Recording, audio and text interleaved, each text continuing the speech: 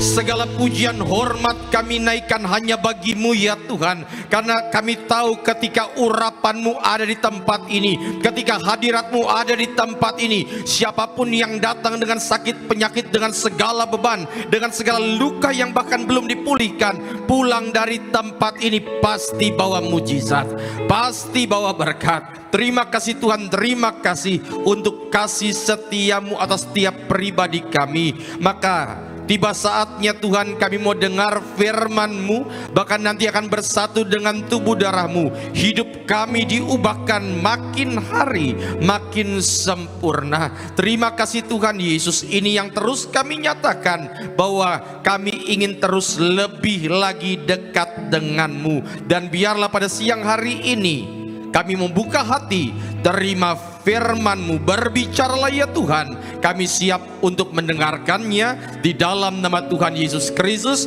Haleluya. Yang siap terima firman Tuhan, sama-sama katakan tepuk tangan yang meriah untuk Tuhan Yesus. Silakan duduk Bapak Ibu yang terkasih dalam Tuhan. Shalom. Sekali lagi shalom. Puji Tuhan. Coba lihat kiri kanan, bilang sama dia, kita disayang Tuhan. Bilang. Harus terus diingatkan bahwa kasih setia Tuhan selalu menjadi milik bagian kita. Amin. Pak Bu, saya mau tanya dulu, seandainya nanti malam Tuhan Yesus datang, sudah siap atau belum? 3 orang yang jawab. Saya ulang, kalau nanti malam, ini bukan nubuatan, bukan. Tapi kalau nanti malam Tuhan Yesus datang, sudah siap atau belum? Amin. Maka kita percaya saudara yang terkasih dalam Tuhan, gembala sidang kita bilang bahwa hiduplah seakan-akan Tuhan Yesus mau datang besok. Tetapi bukan berarti kita hanya tungguin Tuhan. Tetaplah berkarya dan bekerjalah seakan-akan seakan-akan kita masih hidup 1000 tahun lagi. Dan hari ini saya masuk dalam rangkaian serial khotbah tentang tanda-tanda akhir zaman. Wahyu pasal yang ke-6 ayat 1 sampai dengan ayat yang ke-8. Harusnya minggu lalu, cuma minggu lalu saya lagi tugas di Surabaya. Wahyu pasal 6 ayat 1 sampai dengan yang ke-8. Seperti biasa, sebelum kita baca, haleluya, sudah ada yang siap-siap. Angkat dulu Alkitabnya tinggi-tinggi. Alkitab buku, Alkitab handphone, termasuk yang ikut ibadah secara online. Kalau nggak ada, angkat tangan juga boleh. Ikuti doa saya dalam nama Tuhan Yesus. Inilah firman Tuhan yang hidup. Di dalamnya terdapat berkat, pengajaran. Kami siap dididik, dibentuk sesuai dengan kebenaran-Mu dalam nama Tuhan Yesus. Yang percaya katakan. Perikopnya apa di situ saudara? Ke-6, meterai pertama dibuka. Karena total meterai itu ada 7. Ada berapa? Ada 7. Ini perikop ini ada 6 meterai yang dibuka. Saya baca ayat pertama, saudara baca ayat kedua, kita berganti-gantian. Maka aku, Yohanes, penulis wahyu ini, maka aku melihat anak domba itu membuka yang pertama dari ke-7 meterai itu. Dan aku mendengar yang pertama dari ke-4 makhluk itu berkata dengan suara bagaikan bunyi guruh, mari saudara 2 ya. Dan oke, berarti saudara, meterai pertama dibuka, keluarlah penunggang kuda warna putih. Dan ketika anak domba itu membuka meterai yang kedua, aku mendengar makhluk yang kedua berkata, mari 4 ya. Oke, berarti meterai kedua dibuka, ada seekor penunggang, seekor kuda warna merah. Dan ketika itu keluar, mereka saling apa?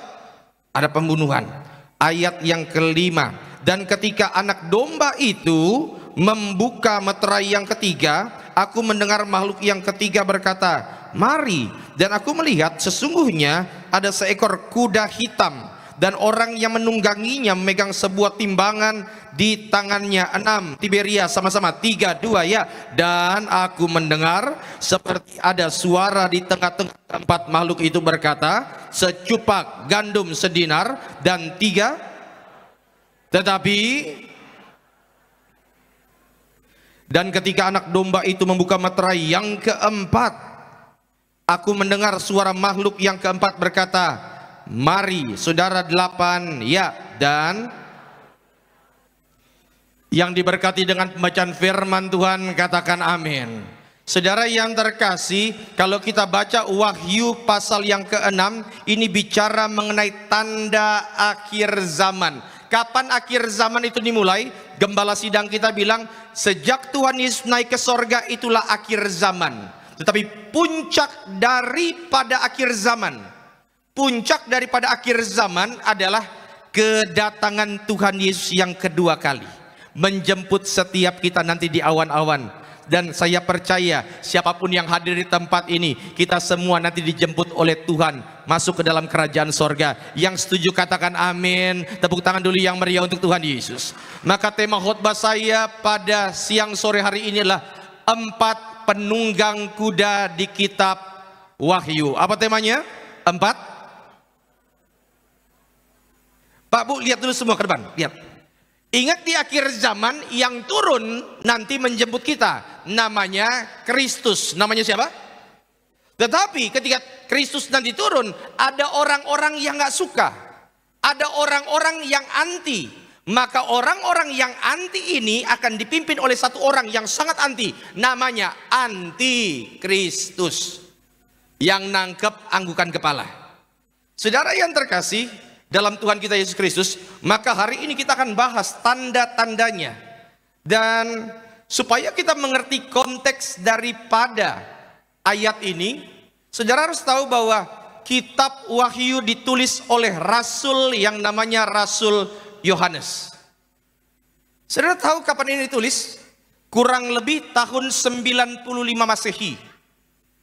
Kenapa saya tulis 95 Masehi? Supaya saudara dapat gambaran bahwa Tuhan Yesus itu naik ke sorga kurang lebih tahun 35 Masehi. Artinya saudara yang terkasih dalam Tuhan, Yohanes ini terima wahyu 60 tahun sesudah Tuhan Yesus naik ke sorga. 60 tahun dia tidak berjumpa dengan yang disebut guru. Dan ketika wahyu ini, kitab Wahyu ditulis, 11 murid yang lain sudah mati, udah nggak ada. Petrus sudah nggak ada, Andreas, Yakobus sudah nggak ada, tinggal Yohanes. Dan semua murid itu saudara, 10 sisanya itu, Yudas nggak usah dihitung, 10-nya itu mati karena martir. Berarti Yohanes nggak pernah coba disiksa? Pernah. Penguasa Romawi dia tangkap Yohanes, dilempar ke dalam panci isinya minyak panas. Begitu dilempar, saudara tahu Yohanes itu kenapa? Pas diangkat tidak kenapa-napa. Itu Yohanes. Maka sesuailah nama Yohanes, artinya yang disayang Tuhan. Karena penguasa Romawi ini bingung gimana caranya. Karena semakin dia disiksa, semakin kelihatan mujizatnya. Pemimpin Romawi angkut Yohanes, dibuang ke pulau namanya Patmos. Dan di Patmos itulah, lihat, di Patmos itulah dia kembali berjumpa dengan orang yang disebutnya dengan istilah guru. Dia kembali lagi berjumpa dengan orang yang kurang lebih 60 tahun yang lalu, yang dia lihat terangkat ke sorga.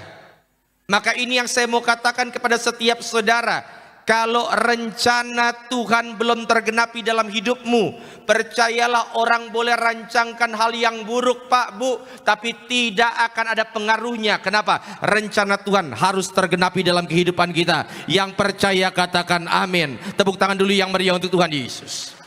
Nah, kalau saudara baca kitab Wahyu, jangan bacanya dengan penuh ketakutan. Itu cara baca kitab Wahyu yang sangat salah. Bacanya sama seperti Yohanes. Kenapa? Karena dia berjumpa dengan Yesus. Sama-sama bilang, akhir zaman bukan berita ketakutan. 3, 2 ya. Bukan saudara, sama sekali bukan berita ketakutan. Dan hari ini kita akan bahas 4 tanda ini sebelum kedatangan Yesus yang kedua kali. Untuk mengerti ini, slide boleh? Lihat. nanti ada 7 materai yang dibuka. Materai pertama dibuka, nanti keluarlah penunggang kuda warna putih. Materai kedua itu penunggang kuda warna merah. Yang ketiga penunggang kuda warna hitam. Keempat penunggang kuda hijau dan kuning. Itu tadi yang kita baca dan ini akan kita bahas hari ini. Nanti ada materai yang kelima, kalau saudara baca ayat 9 dan seterusnya. Materai kelima dibuka, ada suara para martir. Materai keenam, bumi hancur. Materai ketujuh dibuka, bumi senyap setengah jam. Itulah yang sering ditafsirkan para teolog, khususnya yang percaya dengan rapture. Materai ketujuh itulah momen di mana pengangkatan terjadi. Saudara, untuk baca kitab Wahyu, saudara harus baca Wahyu itu secara kronologis. Sama-sama bilang kronologis. Artinya nggak mungkin kejadian di pasal yang ke-7 terjadi kalau yang pasal ke-6 belum terjadi. Yang paham anggukan kepala, yang nggak paham pura-pura saja dulu anggukan kepala. Hanya untuk info. Karena kalau saudara nggak ngerti cara bacanya, yang muncul hoax. Saya ulang ya. Kalau saudara nggak ngerti bacanya cuma comot-comot ayat, nanti keluarnya hoax. Dan ini banyak beredar hoax-hoax seperti ini. Lihat, sama-sama bilang kronologis. Hanya untuk info. Tanda 666 itu munculnya Wahyu 13. Wahyu berapa? 13. Saudara, artinya ada pengangkatan dulu baru ada cap. Makanya Alkitab bilang semua orang nanti akan ada tanda di dahi dan di tangannya. Tanda apa? 666. Semuanya. Semua yang mana? Semua yang ketinggalan. Semua yang nggak mengalami pengangkatan akan dicap. Tapi tolong mukanya nggak usah tegang begitu. Kita percaya kita sudah mengalami pengangkatan. Kita disayang Tuhan sempurna. Yang setuju berikan tepuk tangan dulu yang meriah untuk Tuhan Yesus. Senggol kiri kanan, bilang sama dia, jaga hidup, bilang. Iya saudara. Tetapi tanda-tandanya kelihatan. Dan yuk kita bahas satu persatu. Slide silakan. Saya tidak akan bahas ini saudara secara detail, karena kalau detail nantinya jadi kayak sekolah teologi. Ada berapa penunggang? 4. Penunggang kuda yang pertama warnanya apa? Putih, dan dia pakai mahkota. Yang kedua warna apa? Merah. Merah itu akan ada peperangan, begitu kan? Disebutkan tadi kan? Ya, dia apa namanya, mengambil damai sejahtera, saling membunuh, ada pedang. Yang ketiga warna apa? Hitam, pegang timbangan. Yang keempat hijau kuning. Dan ketika hijau kuning ini ada, nanti akan ada kematian 1/4 dari bumi. Saudara, kita bahas pelan-pelan. Kuda putih, siapakah dia? Ayat 2, dan aku melihat sesungguhnya ada seekor apa? Kuda putih. Yang putih kudanya atau orangnya? Hah? Kudanya, bukan orangnya ya. Oke. Pak, Bu, setiap warna pasti punya lambang, betul? Indonesia merah putih. Merah artinya berani, putih artinya di semua budaya putih artinya suci. Berarti kuda putih adalah kesucian. Tetapi saudara, yang nunggangin bukan orang pakai baju putih. Berarti nanti di akhir zaman ada orang-orang yang sengaja menggunakan sesuatu yang kelihatannya kudus untuk maksud yang tidak kudus. Mudah-mudahan mulai nangkep. Tapi saudara, untuk menafsir ayat, menafsir Alkitab, jangan hanya dengerin kata para teolog, karena teolog bisa salah. Cara terbaik untuk menafsirkan ayat Alkitab adalah biarlah ayat Alkitab menafsirkan ayat Alkitab. Dan siapa orang yang paling tahu tentang akhir zaman? Tidak lain tidak bukan adalah Dia yang mengatur seluruh waktu, Tuhan Yesus. Yang siap belajar katakan amin. Apa kata Tuhan Yesus? Lanjut. Next, Matius 24. Kita baca pelan-pelan. Ketika Yesus duduk di atas bukit Zaitun, Datanglah murid-muridnya kepada Yesus untuk bercakap-cakap sendirian dengan dia. Kata mereka, katakanlah kepada kami. Murid-murid ngomong sama Tuhan Yesus, bila manakah, kapankah itu akan terjadi, dan apakah tanda-tanda kedatanganmu dan tanda kesudahan dunia? Ayat 4. Jawab Yesus kepada mereka, waspadalah supaya jangan ada orang yang menyesatkan kamu. Lanjut boleh ayat 5. Sebab, perhatikan gambarnya, sebab banyak orang akan datang dengan memakai namaku. Ada orang-orang yang memakai sesuatu yang kudus dan berkata akulah Mesias, dan mereka akan menyesatkan banyak orang. Maka penunggang kuda putih yang pertama akan muncul. Dia akan menggunakan sesuatu yang kelihatannya kudus, tetapi tujuannya untuk menyesatkan. Ayat yang ke-6. Kamu akan mendengar deru perang atau kabar-kabar tentang perang. Penunggang kuda merah.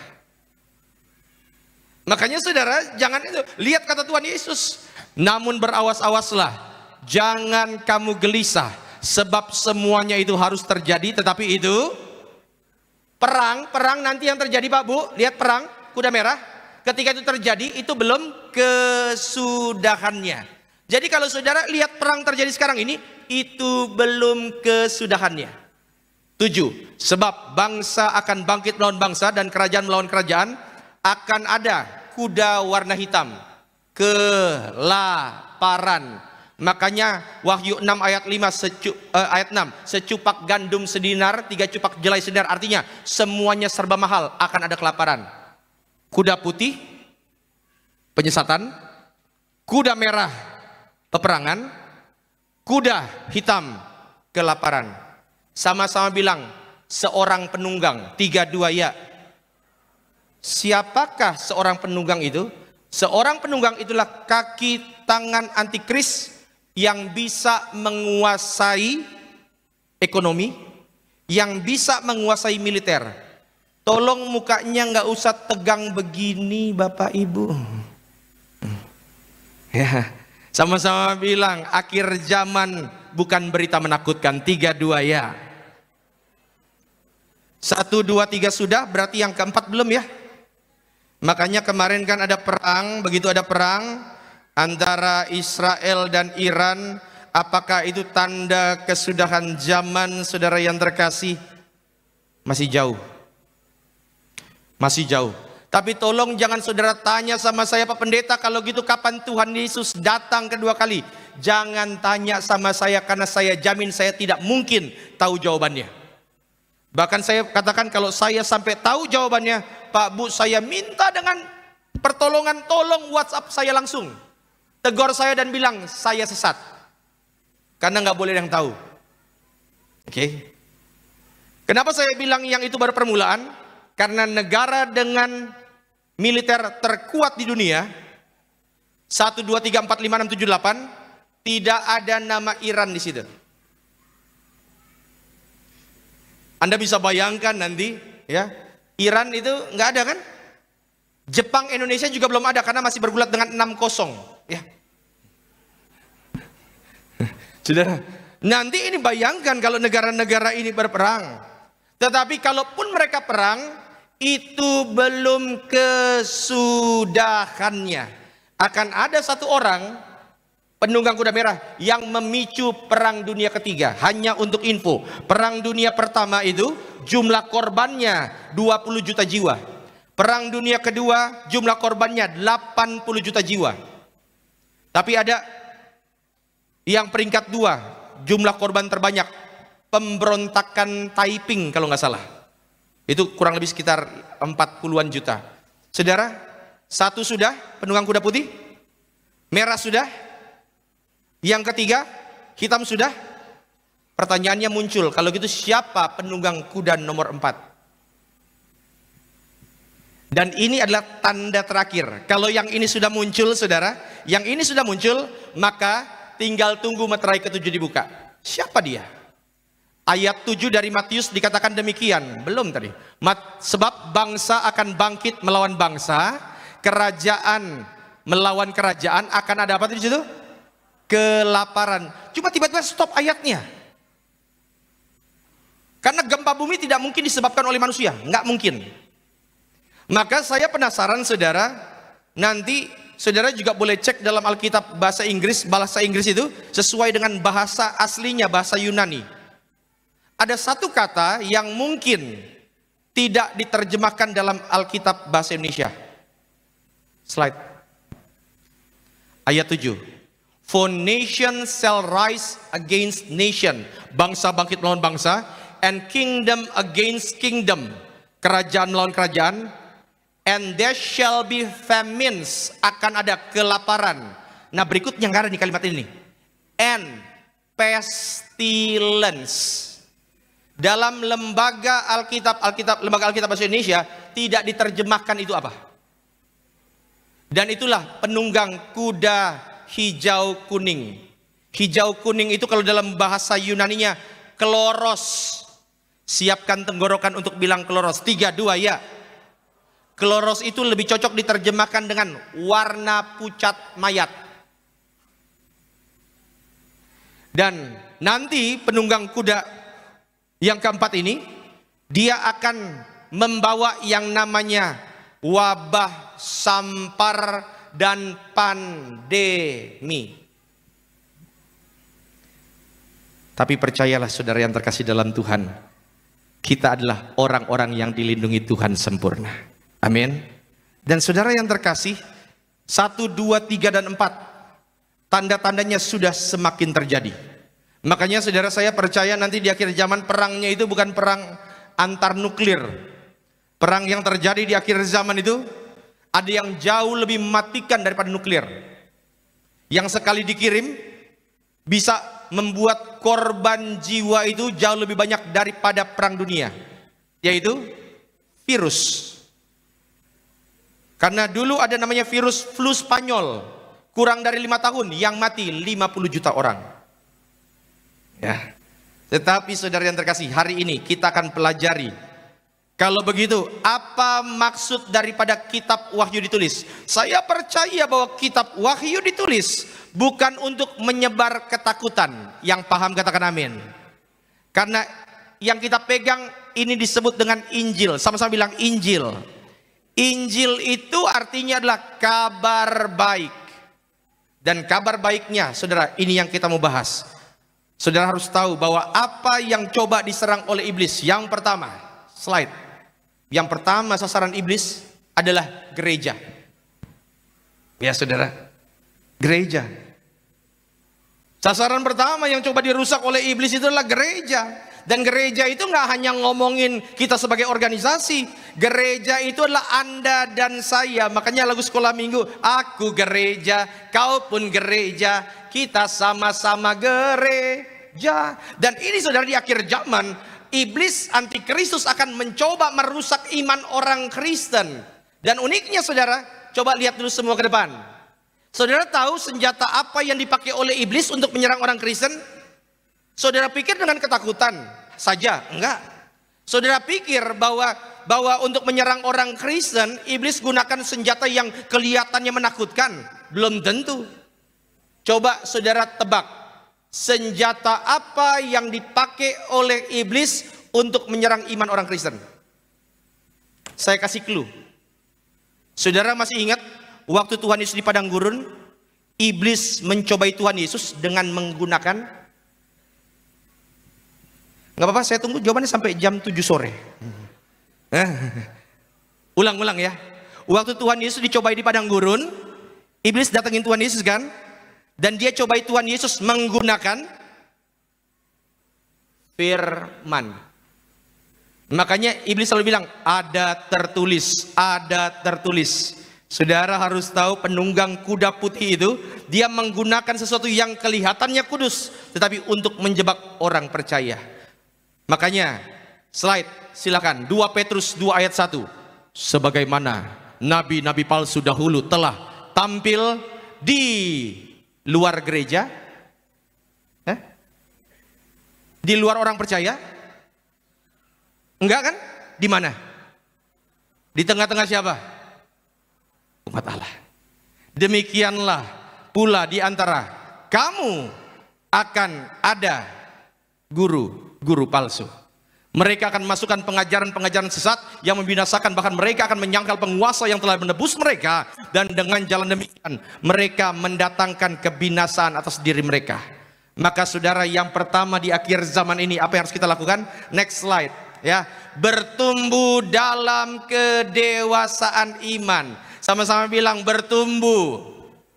Ya, coba lihat kiri kanan, bilang sama dia, jadi orang Kristen jangan gampang ngambek. Bilang. Iya saudara, kadang-kadang orang Kristen ini ngambeknya, gampangnya minta ampun Tuhan. Kalau doa saya tidak dijawab 1 kali 24 jam, maka per minggu besok saya nggak mau gereja lagi. Hanya untuk info, Anda nggak gereja, Tuhan pun nggak rugi. Yang rugi siapa? Iya saudara, makanya harus bertumbuh. Sama-sama bilang, jadi dewasa. Saya suka dengan lagu lamaku. Mau sepertimu Yesus, disempurnakan dalam memuliakan namamu. Makanya saudara harus makin hari makin dewasa, bertumbuh. Saudara, kalau misalnya Anda punya anak 5 tahun, bawa jalan-jalan ke minimarket, terus di depan kasir dia teriak minta beliin coklat. 5 tahun dia guling-guling karena nggak dikasih. Wajar nggak? Wajar, namanya juga anak-anak. Tapi kalau saudara pegang laki-laki 43 tahun, terus dia merontak-rontak minta coklat, terus pas nggak dikasih, laki-laki 43 tahun ini guling-guling di depan kasir Indomaret. Wajar nggak? Something wrong. Iya saudara. Saudara, artinya kedewasaan tidak berhubungan langsung dengan usia. Saudara mungkin sudah dari lahir jadi Kristen, tetapi kedewasaan ini hubungannya bukan dengan berapa tahun engkau jadi Kristen. Kedewasaan itu berbicara mengenai pengalaman. Makanya engkau harus mengalami Kristus. Dan ketika engkau mengalami Kristus, pasti ada rasa haus untuk makin hari makin dekat dengan dia. Yang saya khawatir ini saudara, coba lihat Timotius 2 Timotius 4 ayat 3. Karena akan datang waktunya. Sama-sama bilang, akan datang waktunya. Orang tidak dapat lagi menerima ajaran sehat, tetapi mereka akan mengumpulkan guru-guru menurut kehendaknya untuk memuaskan keinginan telinganya. Mereka akan memalingkan telinganya dari kebenaran dan membukanya bagi dongeng cerita palsu. Makanya slide berikutnya boleh sekalian. Saudara ingat, firman Tuhan bukan diberitakan untuk menyenangkan telinga kita. Jangan harapkan saya sebarkan firman hanya untuk menyenangkan telinga saudara. Enggak apa-apalah yang difirmankan pedas-pedas sedikit, yang penting baik untuk jiwa kita. Ya kan?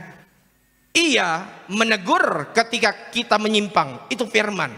Menguatkan saat kita lemah dan menuntun kita kembali saat kita tersesat.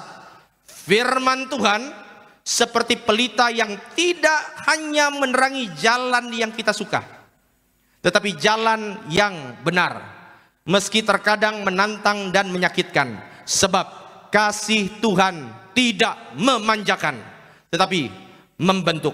Maka saya berdoa setiap saudara makin hari makin bertumbuh dalam iman, dan pada akhirnya engkau akan mendapati dirimu makin hari makin punya pengalaman yang indah bersama Kristus. Yang setuju berikan tepuk tangan dulu yang meriah untuk Tuhan Yesus. Yang kedua, yang terakhir, apa yang iblis coba serang, apa yang iblis coba renggut di akhir zaman? Kedamaian. Ya saudara, saudara harus ingat bahwa Yesus Raja Damai. Yang paham katakan amin. Kristus adalah Raja damai. Maka ada orang yang suka sama Kristus disebut anti Kristus. Maka yang dibawa pasti lawan kata damai. Apa? Kebencian, kekhawatiran. Dan saudara tahu di akhir zaman iblis akan menyebarkan dua hal ini, kebencian dan kekhawatiran. Saudara sadar nggak sih? 5 tahun yang lalu kalau saudara pergi belanja, ada banyak hypermarket besar yang sekarang udah nggak ada lagi. Saudara sudah dengar di mana-mana dikit-dikit ada PHK. Saudara, iblis akan coba tebarkan yang namanya kekhawatiran. Orang yang khawatir, Pak Bu, keputusannya seringkali salah. Benar nggak? Coba lihat kiri kanan, bilang sama dia, jangan gampang panik, bilang. Ya saudara. Kenapa?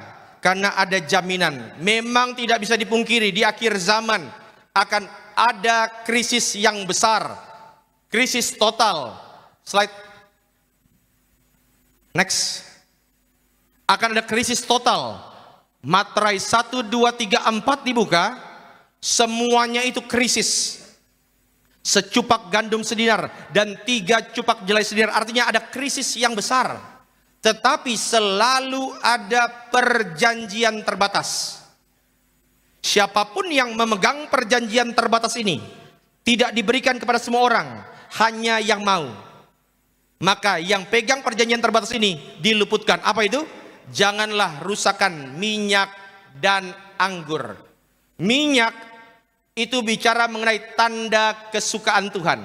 Sama-sama bilang tanda kesukaan. Anggur itu berbicara mengenai perjanjian baru oleh darah Kristus.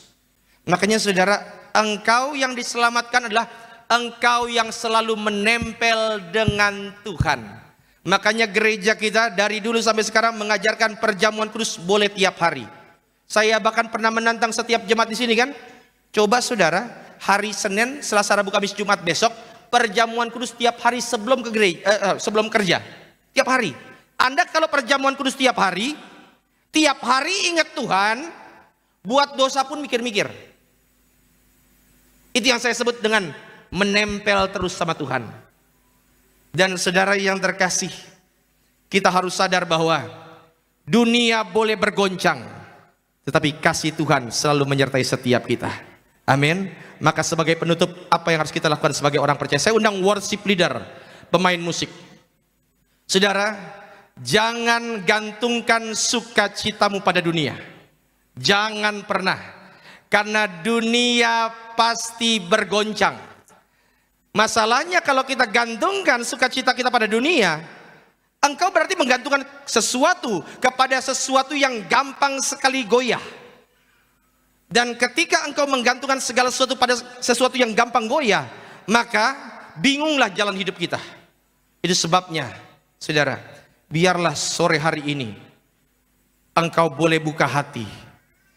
Engkau undang kuasa Tuhan untuk mendewasakan hidupmu. Dan engkau tahu ketika Tuhan jamah setiap hidup kita, maka makin hari kita makin punya kerinduan untuk makin dekat dengan Tuhan. Yang diberkati, berikan tepuk tangan yang meriah untuk Tuhan Yesus. Saudara boleh angkat tangan di hadapan Tuhan. Ikuti doa saya dalam nama Tuhan Yesus. Sore hari ini kami pandang Engkau di tahta-Mu yang kudus. Hari ini ya Tuhan, kami serahkan tubuh jiwa kami kepadamu, karena kami tahu bahwa hidup kami seutuhnya milik-Mu. Terima kasih Tuhan Yesus, Engkau baik, Engkau luar biasa. Haleluya. Berikan tepuk tangan dulu yang meriah untuk Tuhan Yesus. Hari ini firman ini menegur engkau dengan cukup keras. Engkau boleh keraskan hatimu, tapi engkau juga tahu dalam hatimu ada kegerakan sedang terjadi. Dan engkau tahu sudah saatnya kita bangkit. Sudah saatnya kita melangkah untuk lebih maju lagi dalam iman. Dan hari ini, di tengah setiap kegalauanmu, di tengah setiap ketidakpastianmu, jangan gantungkan sukacitamu kepada dunia. Engkau lihat dalam pengalaman hidupmu, Yesus tidak pernah mengecewakan.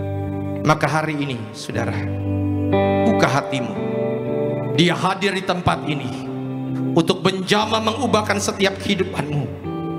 Tangannya yang lembut sedang mengalir menjangkau hatimu yang keras, supaya ada perubahan, supaya ada kuasa. Maka hari ini saudara, yuk kita bangkit berdiri di hadapan Tuhan. Bersama-sama kita masuk perjamuan kudus. Kita menyatu dengan tubuh darah Tuhan Yesus. Bersama-sama kita bangkit beri pada siang hari ini. Kita mengucap syukur buat kebaikan Tuhan yang dalam tubuh darahmu tercurah bagi setiap kami. Terima kasih Tuhan Yesus. Tubuhmu dan darahmu tercurah bagi kami, menyucikan, menyembuhkan, sempurnakan hidup kami. Mari saudara, teduhkan hati kita sejenak, supaya kita boleh benar-benar layak terima sakramen yang suci ini. Kita berdoa.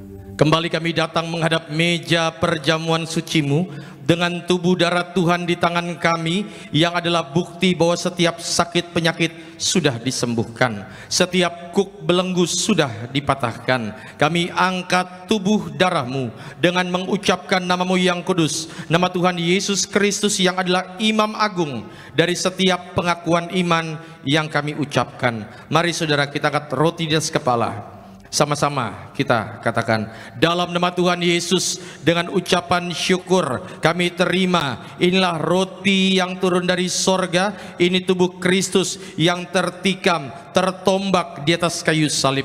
Pertama, yang beri kami keselamatan dan hidup kekal dalam kerajaan sorga. Yang kedua, untuk menyempurnakan agar tubuhku sehat, sempurna, jiwa dan rohku dibangkitkan pada akhir zaman. Tubuh Kristus yang tertikam, tertombak, terkapar di atas kayu salib menggantikan kami, agar kami bersama keluarga tidak terkapar di meja operasi, di ruang ICU, tidak lumpuh, tidak pikun, tidak koma, tidak terkapar karena sakit penyakit. Bersama keluarga kami tolak sakit kanker, tumor, stroke, leukemia, Alzheimer, Parkinson, cuci darah, kami tolak dalam nama Tuhan Yesus. Dengan ucapan syukur hari ini kami terima, inilah tubuh Tuhan Yesus Kristus.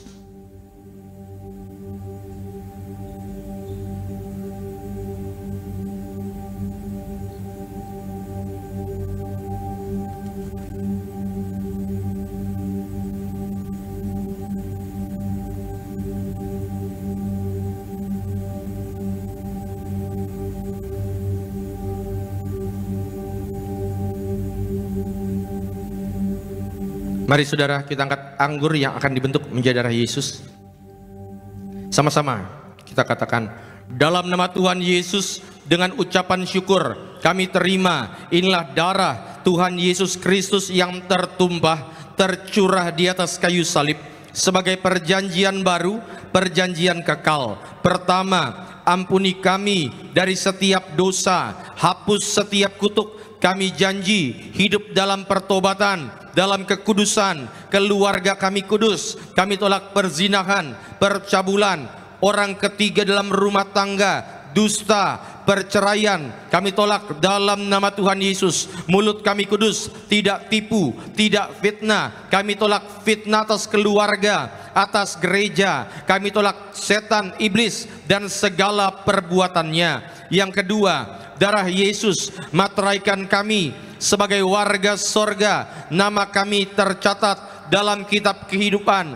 Punya rumah di bumi, rumah di sorga. Bersama keluarga, kumpul di bumi, kumpul di sorga. Yang ketiga, oleh darah dan bilurnya setiap sakit penyakit hari ini disembuhkan. Setiap organ tubuh disempurnakan. Kami tolak migrain, sakit kepala, vertigo, diabetes, hepatitis, darah tinggi, darah rendah. Kami doa, kami tolak alergi kulit, alergi udara. Kami semua panjang umur, sehat. Kami tolak COVID-19. Kami tolak demam berdarah. Anak-anak kami IQ-nya pintar, cerdas dalam nama Tuhan Yesus. Saudara, jangan diminum dulu. Sebutkan sakit penyakit saudara, doa di hadapan Tuhan. Termasuk yang bagian belakangmu tulangnya sakitnya, minta ampun, bawa dalam doa. Dan makin hari engkau rasa kayaknya makin nyeri, bawa dalam doa. Tuhan tahu apa yang menjadi pergumulanmu. Saudara berdoa. Engkau yang saat ini mungkin sudah 2 minggu, 3 minggu, pileknya nggak sembuh-sembuh, bawa dalam doa. Berdoa di hadapan Tuhan. Kembali, sama-sama kita ucapkan dalam nama Tuhan Yesus. Tuhan yang perintahkan Gembala Sidang Tiberias untuk mengucapkan perjamuan kudus ini, kuasanya lebih dari roti mana bangsa Israel dengan roti mana tiap hari makan tidur, jubah baru, kasut baru. Artinya kami semua diberkati Tuhan. Apapun yang kami kerjakan diberkati lipat kali ganda untuk kemuliaan Tuhan. Kami semua menolak hutang-hutang pribadi, kami tolak kegagalan, kami tolak kemiskinan.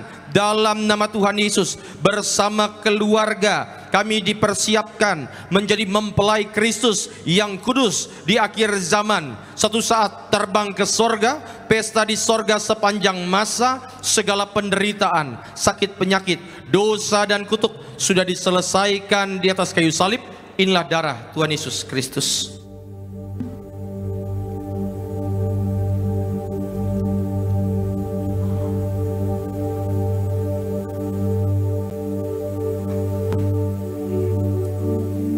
Saudara, ini minggu awal bulan.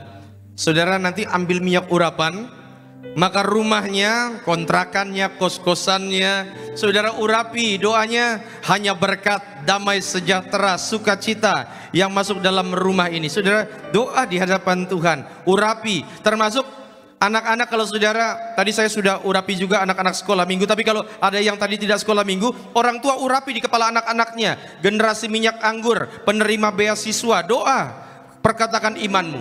Maka hari ini, siapapun yang bawa minyak urapan, saudara boleh angkat botolnya, termasuk yang ikut ibadah secara live. Ikuti doa saya dalam nama Tuhan Yesus. Kami doa sesuai kitab Hakim-Hakim, Injil Markus, surat Ibrani, surat Yakobus. Maka tiap pot, tiap tetes, inilah minyak urapan dari sorga, memuliakan Tuhan, muliakan manusia, usir setan, sembuhkan sakit penyakit. Kami yang diurapi, berkatnya lebih dari teman-teman sekutu kami. Dalam nama Tuhan Yesus, kami muliakan Engkau Yesus Tuhan, Juru Selamat kami, melalui pengurapan yang kami terima dalam nama Tuhan Yesus. Saudara silakan duduk. Dan kalau di sini datang bersama keluarga, coba suami istri sepakati dulu mau doa apa. Mungkin sudah saatnya sepakat untuk DP rumah, DP kendaraan, bawa dalam doa. Yang rindu punya keturunan, bawa dalam doa. Bicara sama Tuhan.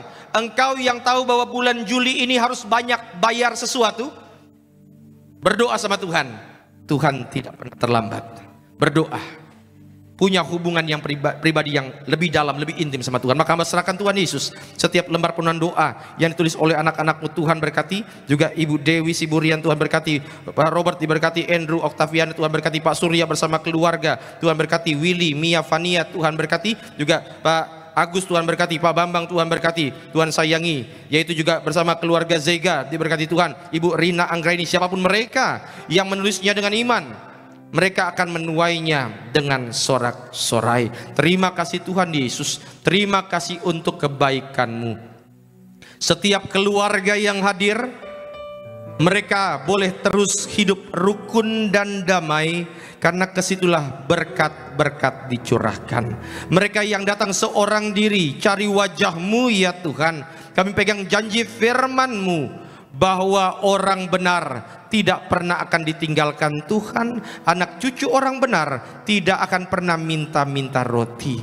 Berkati bahkan mereka yang datang bersama rekan, bersama partner. Biarlah Tuhan berkati setiap rencana masa depan mereka. Tuhan yang turut campur tangan. Terima kasih Tuhan, terima kasih. Saudara tetap duduk, angkat tangan sejenak.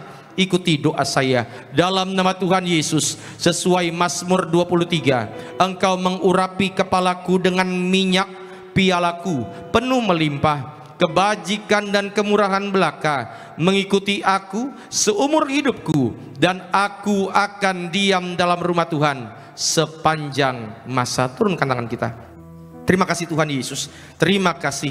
Kami berdoa untuk Gembala Sidang Gereja Tiberias yang kami kasihi, Ibu Pendeta Darniati Pariaji, berkati selalu ekstra kuasa, ekstra mujizat, hikmat dari sorga selalu menyertai Gembala Sidang kami bersama keluarga besar, anak menantu cucu, selalu dalam perlindungan kuasa-Mu. Pelayanannya Tuhan pakai luar biasa, menangkan banyak jiwa untuk kemuliaan Tuhan. Para pemimpin gereja kami, Bapak Pendeta Argo Pariaji, Bapak Dr. Aristo, Tuhan berkati segala program-program gereja Tiberias. Tuhan pakai dengan luar biasa, menjangkau banyak jiwa, dimenangkan. Terima kasih Tuhan Yesus. Berdoa untuk setiap hamba Tuhan yang mengambil bagian pelayanan pada sesi siang sore hari ini. Koordinator Pak David Terharja, Tuhan berkati, bahkan juga setiap rencana-rencananya, bahkan juga dalam minggu-minggu ini biar Tuhan kasih, yaitu kabar yang baik untuk Pak David bersama keluarga, hamba bersama istri, anak-anak selalu dalam perlindungan kuasa-Mu. Rekan-rekan worship leader, Bung Sony Tuhan berkati, Bung Richard Tuhan berkati, rekan-rekan singer juga, pemain musik Bung Gerald Tuhan berkati, tim Asher, tim Kolektan, pendoa syafaat, guru sekolah minggu, tim media, pasangan suami istri yang melayani. Kami percaya berkat kaum Lewi tercurah bagi yang melayani. Kaum Lewi tidak akan kekurangan. Terima kasih Tuhan Yesus. Terima kasih untuk segala berkat-Mu. Dan biarlah segala doa yang kami naikkan ini kami tutup dengan doa yang Tuhan ajarkan kepada kami. Bapa kami yang di sorga, dikuduskanlah nama-Mu. Datanglah kerajaan-Mu, jadilah kehendak-Mu di bumi seperti di sorga. Berikanlah kami pada hari ini makanan kami yang secukupnya, dan ampunilah kami akan kesalahan kami, seperti kami juga mengampuni orang yang bersalah kepada kami. Dan janganlah membawa kami ke dalam pencobaan, tapi lepaskanlah kami daripada yang jahat, karena Engkaulah yang punya kerajaan dan kuasa dan kemuliaan sampai selama-lamanya. Tiberias Tuhan, bangkit berdiri, arahkan hatimu, terimalah berkat yang dicurahkan dalam nama Bapa, Putra, dan Roh Kudus. Tuhan memberkati engkau dan melindungi engkau. Tuhan menyinari engkau dengan wajah-Nya dan memberi engkau kasih karunia. Tuhan menghadapkan wajah-Nya ke hadapanmu dan memberi engkau shalom, damai sejahtera untukmu, untukku, untuk keluargamu, untuk keluargaku, di dalam nama Tuhan Yesus Kristus. Haleluya. Yang diberkati Tuhan sama-sama katakan, amin. Selamat hari Minggu, Tuhan Yesus berkati.